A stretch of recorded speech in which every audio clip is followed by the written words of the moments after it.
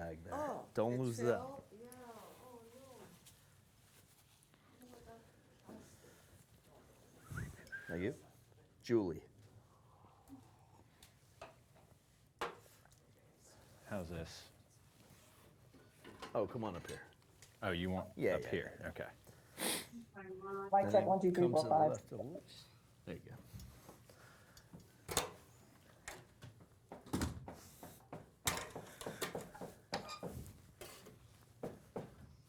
She'll email you.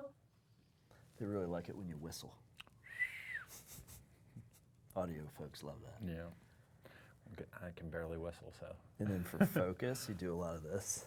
Is that okay? Especially in the tight chest. Just always keep them guessing. People love that. Never know what's coming next, type of thing. Get clarification on pre or post memorial, just keep it generic summer. Heard. The station may not know yet. 10-4. But this is pre. Yeah, we can just, It don't matter. we just, Summer. we can even call it grilling season. Just grill, let's be honest. It's always grilling season. Yep.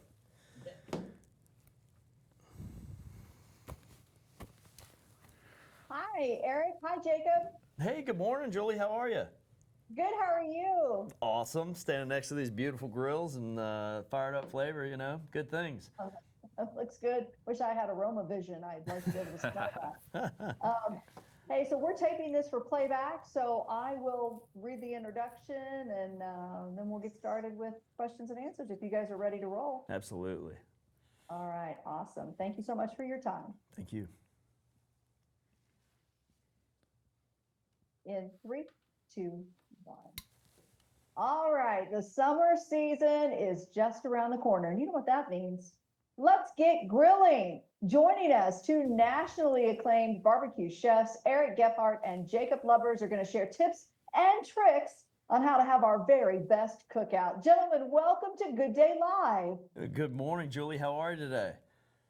Fantastic. I'd be better if I were there with you because you got a heck of a spread there right now. So let me ask the two experts an important question that has always been on my mind. What is the difference between grilling with charcoal versus gas or pellets? Oh, it's a great question, Julie. So when you're grilling with charcoal, and look at this is what we're talking about. We're not talking about those chemical-laden briquettes that just dissipate and give you that weird flavor. This is natural lump charcoal. Your fuel source is your secret ingredient.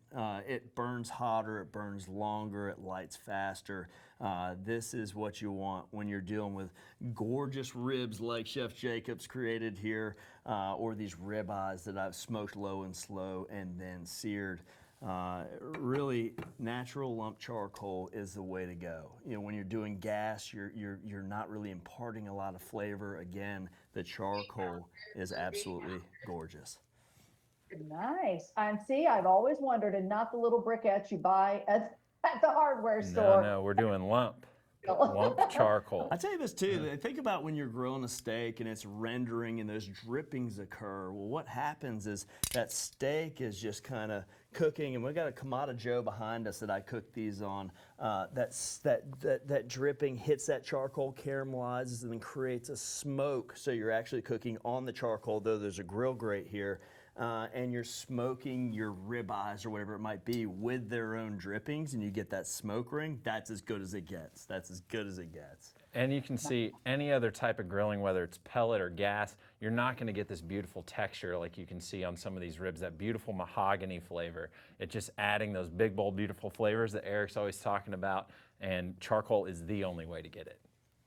All right, well, you've convinced me, you've sold me. Now I need to know something else.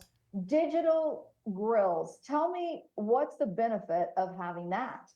I think, you know, with Kamado Joe and Masterbuilt, we like to meet everybody where they are on their grilling journey. And so you can do this where you actually light the fire, you put the fire starter in there, or, you can push this little lightning bolt here. and it'll go ahead and light the fire for you. And then when we talk about digital control, instead of having like a gas grill where you just, you're all the way or you're halfway, we're talking about really being specific. You can dial into any temperature you want between, 250 degrees for a 16-hour low and slow smoke, or big old fast and furious 700, 800 degree sear, and you're able to do that with the digitally thermometer there. So you're turning it and you're right there. There's a fan in the grill and it's going to put you exactly where you want to be. So digital control just gives you full control to be able to turn that grill. You can even use the app if you like and turn the grill up or down that way as well. And when you're looking at a grill like this, like the Masterbuilt over here, it just takes a lot of the intimidation out of some of those traditional charcoal grills, some of those that people get a little scared of. Am I going to be able to keep the temperature right? Am I going to be able to light it up very quickly? Well, with this, you don't have to worry about that. It's all dialed in right here, but you still have that charcoal, which we were just talking about is really the essence of your food that's coming off that grill. Mm-hmm. Oh my gosh, yeah, and that's fantastic. What a great idea to be able to get that temperature where you want it to be. So I'm not the best griller in the world. That's kind of my husband's job. So how can we make it easier for people like me? Yeah, and I think we spoke to it a little bit about the digital access to it, but I think if you're having family and friends over this summer, and we like to say grill seasons all year round, but especially during the summertime, make it easy for yourself and just have things kind of laid out. Have your sides done, be ready to rock and roll, but I like to use a larger roast, so I'll buy a full New York strip loin or a full ribeye and treat it like a prime rib.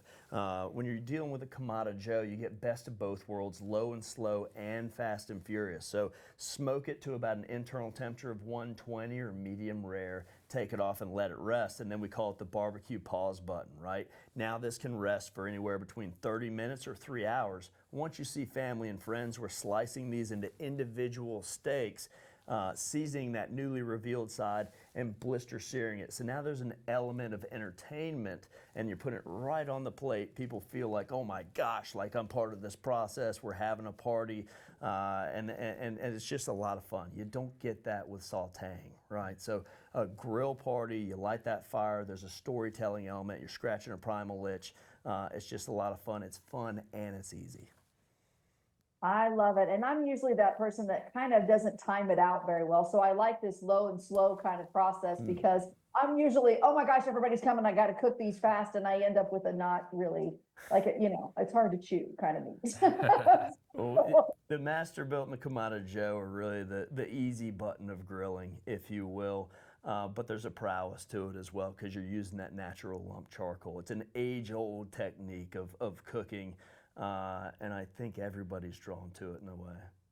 Wow. Well, how can I get more information on these great grills? Check out KamadoJoe.com or Masterbuilt.com, all the social media channels. Check out Facebook, Instagram. YouTube is one of my favorites. So this summer, if you're looking for that next hottest, easiest recipe, that's a great place to check out Masterbuilt and Kamado Joe. Absolutely. Gentlemen, thank you for your time. Happy grilling. Happy grilling. Thanks so much for having us.